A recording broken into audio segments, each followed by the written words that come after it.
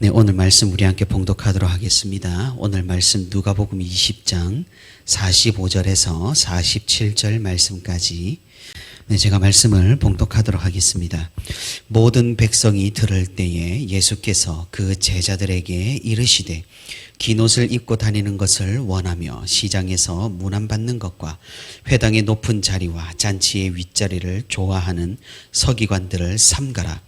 그들은 과부의 가산을 삼키며 외식으로 길게 기도하니 그들이 더 엄중한 심판을 받으리라 하시니라. 아멘. 오늘도 주님과 함께 거닐기 위해서 이렇게 새벽 기도의 자리에 나온 우리 모든 성도 여러분 진심으로 환영하고 또 축복합니다. 하나님의 말씀을 듣는 가운데 주님께서 크신 위로와 은혜로 함께 하기를 이 시간 우리 모든 성도 여러분들에게 주님의 은혜와 축복이 함께 있기를 주님의 이름으로 소망하고 또 축복합니다. 예수님께서는 앞서서 종교 지도자들과 꽤나 살벌한 토론을 주고 받으셨습니다. 자칫 잘못 대답했다가는 그들에게 꼬투리가 잡혀서 고발을 당할 위기에 예수님은 처해 있었던 것입니다. 하지만 예수님 그분의 지혜와 능력으로 모든 함정을 피하시고 이제는 오히려 예수님을 공격했던 지도자들에게 되물으시면서 반격을 하셨습니다. 먼저는 우리가 어제 살펴본 본문에서 메시아가 왜 다윗의 자손으로 불려야만 하는지, 만약에 그렇다면 다윗은 왜 메시아를 주님이라고 칭했는지에 대해서 의문을 제기를 하셨습니다. 다시 말해서 예수님 본인이 다윗의 자손 메시아임과 동시에 인간의 몸을 입으신 하나님이란 사실을 성경을 통해서 증명을 하신 것입니다. 종교 지도자들은 이런 예수님의 주장에 반박을 할 수가 없었습니다. 왜냐하면 반박을 하려니 다윗의 시편을 부정해야 했으니까 말입니다. 예수님께서는 이로써 완벽하게 승기를 잡으셨습니다. 주위에 모인 백성들 그리고 제자들도 모두 이 토론을 지켜보았고 예수님께서 모든 공격을 이기시고 스스로를 그리스도로 증명해 보이신 이 사건을 목격했습니다. 할 말이 없어진 종교 지도자들은 이제 한 발 물러나게 됩니다. 다른 꼬투리 잡을 것들을 아마도 준비하기 위해서일 것입니다. 예수님께서는 이제 오늘 본문을 통하여서 이런 종교 지도자들의 위선과 교만을 드러내시고 우리가 그렇게 되지 말 것을 교훈하고 계십니다. 오늘 본문에서 예수님이 말씀하시는 대상은 일반 백성들이 아닙니다. 첫 번째로는 제자들에게 이르시는 말씀입니다. 예수님의 제자들은 장차 사도로서 교회 지도자로 활약할 사람들입니다. 그렇기 때문에 오늘 본문의 말씀은 1차적으로는 교회 지도자들에게 하는 그런 권면인 셈입니다. 하지만 우리가 예수님의 교훈을 계속해서 살펴봤듯이 예수님께서 제자들에게 하신 말씀들은 언제나 제자들에게만 국한된 것이 아니었습니다. 오늘 본문 45절 초반부에 모든 백성이 들을 때라는 말씀을 미루어 보아서 그리고 우리가 이때까지 살펴본 예수님의 사역 중에서도 많은 무리들이 덩달아 예수님께서 제자들에게 하신 교훈을 같이 들었으니까 말입니다. 그러니 유대 지도자들이 얼마나 타락했는지 그들이 얼마나 하나님의 말씀대로 살고 있지 않은지를 고발하시면서 행여나 우리도 그렇게 되지 말라고 2차적으로 모든 성도들에게 말씀하고 계시는 것입니다.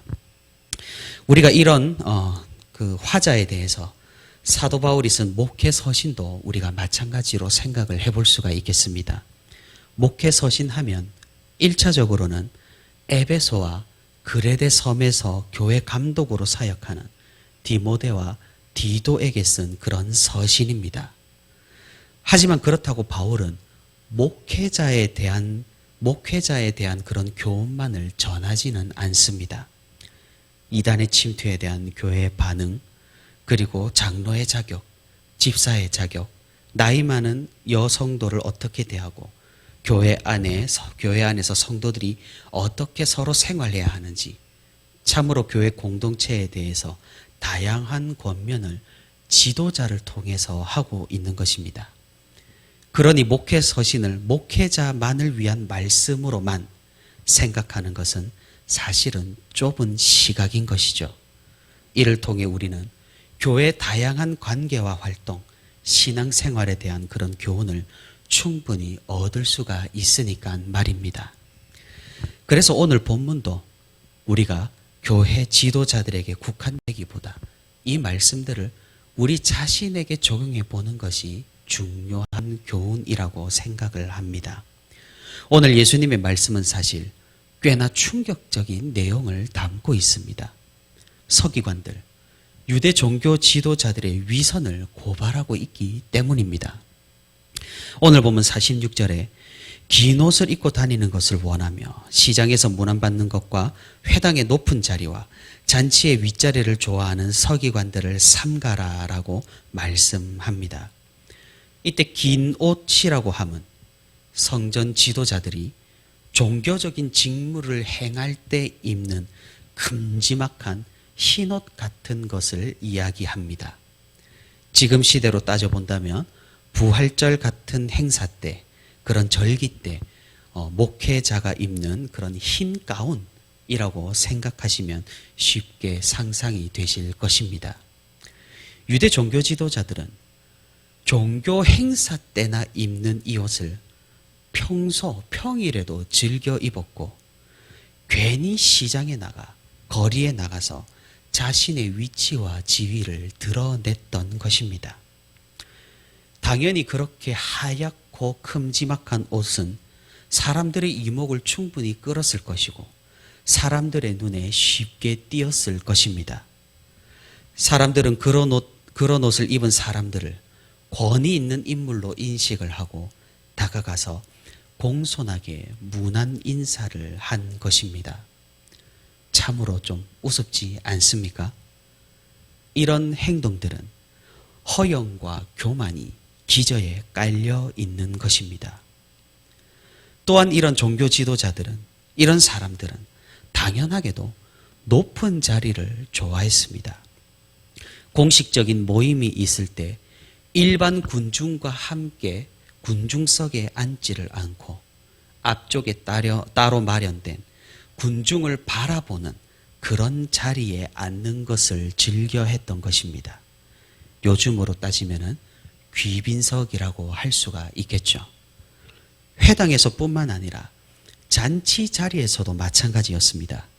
잔치를 벌이는 주인 옆에 앉기를 좋아했으며 이런 자리에 앉음으로써 특별한 대우를 받는 것을 즐겨 했던 것입니다. 이들의 상태가 어떠했다는 말씀입니까? 인정을 받고자 하는 욕구가 대단했다는 말입니다.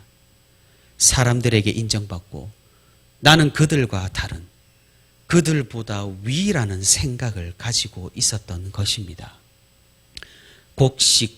곡식은 익을수록 또 사람은 성숙할수록 고개를 숙이는 법이죠. 정말로 존귀함을 받아야 할 사람은 상석에 앉지도 않는다는 사실입니다. 하지만 자기애가 강한 사람은 어떻게 해서든 상석에 앉으려고 발버둥 치면서 자신의 자리에서 허영과 교만을 즐기는 것입니다. 사실 우리도 마찬가지가 아닐까 생각을 해봅니다. 우리는 이들처럼 상석에 앉기 위해서 발버둥 치는 그런 정도는 아닐 것입니다.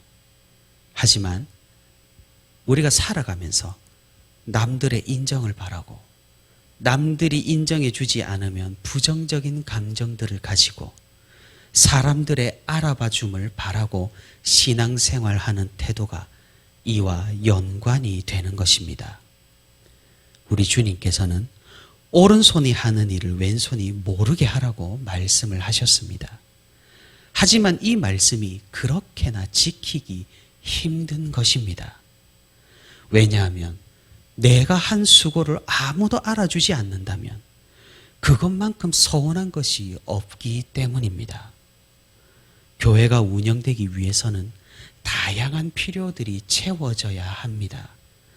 가만히 놔두는 것으로 성도들의 모임과 건물과 관계들이 돌아가지 않기 때문입니다. 그 중에서는 사람들에게 드러나는 일도 있기 마련이고 사람들에게 잘 드러나지 않는 일도 있기 마련입니다. 그리고 어떤 사역을 맡았는데 처음에는 사람들이 잘 인정을 해주다가 시간이 지나 점점 내가 하는 것이 당연한 것이 되어버리는 그런 상황도 충분히 있을 것입니다. 이런 상황들과 그리고 드러나지 않는 사역을 감당하게 될 때 이런 인정의 문제가 발생할 수 있는 셈입니다. 사랑하는 성도 여러분, 우리가 실족하지 않기를 바랍니다. 우리가 하늘의 것들을 바라볼 수 있기를 바랍니다. 사람의 인정과 칭찬은 이 땅에서 이미 대가를 받은 것임을 우리가 명심하기를 바랍니다. 오히려 보이지 않고 드러나지 않는 일을 감당할 때 하나님의 칭찬이 더욱 커지고 미래의 우리를 기다리고 있다는 사실을 우리가 꼭 기억하기를 바랍니다. 하나님의 인정을 무엇보다 먼저 구하는 우리 모든 성도가 되기를 소망합니다. 예수님께서는 이어서 47절에 이렇게 말씀하십니다. 그들은 과부의 가산을 삼키며 외식으로 길게 기도하니 그들이 더 엄중한 심판을 받으리라. 과부의 가산을 삼킨다라는 말은 서기관들이 그 당시 하는 일에 연관이 있는 말씀입니다. 서기관들은 그들의 사회적 지위로 인해서 사람들의 많은 신뢰를 얻었습니다. 이런 신뢰를 바탕으로 일부 악한 서기관들이 순진한 사람들을 대상으로 사기 행각을 벌였던 겁니다. 그들은 일종의 국선 변호사 역할을 했습니다. 과부들은 자신의 재산을 이 서기관들에게 맡기고 또는 부친에게 상속받은 지참금 같은 것들을 이 서기관들이 관리하도록 고용을 했던 것이죠. 하지만 악한 서기관들이 성전을 위한다는 명목으로 이 지참금을 받은 후에 이 재산을 받은 후에 착복을 했던 겁니다. 가난하고 힘없는 백성들을 쥐어짜고 사기 행각을 벌이는 그들을 예수님께서는 고발하고 계시는 것입니다. 그러는 중에 이 서기관들은 자신을 거룩하고 경건하게 보이기 위해 길게 그리고 오래 기도하는 척을 합니다. 이는 경건한 행동, 외적인 행동을 통해서 자신을 더욱 포장하고 특별히 거룩한 존재라고 사람들이 믿도록 술책을 쓰는 것이었습니다. 이렇게 외식이 일상화되고 착취와 사기가 보편화된 이 종교 지도자들의 위선을 예수님께서는 낱낱이 사람들 앞에서 고발하고 계시는 것입니다. 이런 지도자들이 예수님께 다가와서 예수님의 권위가 어디에서 왔는지 따져 묻고 신학적인 논쟁을 벌이니 사실 기가 차지 않을 수 없는 노릇입니다. 사랑하는 성도 여러분, 우리가 이런 위선을 담지 않기를 바랍니다. 우리가 쉽게 빠질 수 있는 위선과 정죄가 무엇입니까? 그것은 나의 신앙생활을 기준으로 다른 성도들을 판단하는 것과 나의 교회 생활이 진실되지 못하고 남들에게 보여지는 것이 중요해지는 그런 순간들입니다. 예배에 참석하고 기도의 시간을 가져가고 헌금의 액수와 빈도 그리고 교회에서 봉사, 참으로 경건한 활동들이고 하나님 앞에 높임을 받는 그런 고귀한 신앙생활이지만 자칫 잘못하면 이를 통해서 우리가 교만해지고 어쩌면 위선적이 되며 정죄의 영이 가득하게 되어버릴 수 있다라는 그런 사실입니다. 우리의 마음과 눈이 하나님이 아니라 다른 사람들에게로 향한다면 순수하지 못하게 되어버릴 수 있다라는 사실입니다. 사랑하는 성도 여러분, 우리가 진실한 신앙생활을 하기를 바랍니다. 하나님 앞에서 하는 그런 믿음 생활을 하길 바랍니다. 다른 성도들의 시선, 사실 그렇게 중요하지 않을 수 있습니다. 하나님 앞에서 내가 어떻게 행동하고 어떻게 생각하는지가 1차적으로 가장 중요한 법입니다. 처음에는 힘들 수가 있습니다. 왜인지 내가 하는 행동들이 모두 가짜 같고 위선 같고 남들 눈치도 보이고 어쩔 수 없을 때가 분명히 있을 것입니다. 하지만 내가 남을 정죄하지 않고 하나님 앞에서 하듯 믿음 생활을 계속해 나간다면 어느새 우리 행동들은 가짜를 넘어 진짜로, 위선을 넘어 진실로, 판단을 넘어 사랑으로 나아갈 수 있게 될 것입니다. 다른 눈들이 아니라 하나님 앞에서, 위선이 아니라 진실과 진정으로, 판단이 아니라 관용과 사랑으로 신앙생활과 믿음생활 그리고 교회생활을 할 수 있는 우리 모두가 되기를 소망합니다. 오늘도 주 안에서 진실된 신앙으로 하나님께 우리의 마음을 진정으로 드리며 감사하는 저와 우리 부천시민교회 모든 성도가 되기를 소망합니다.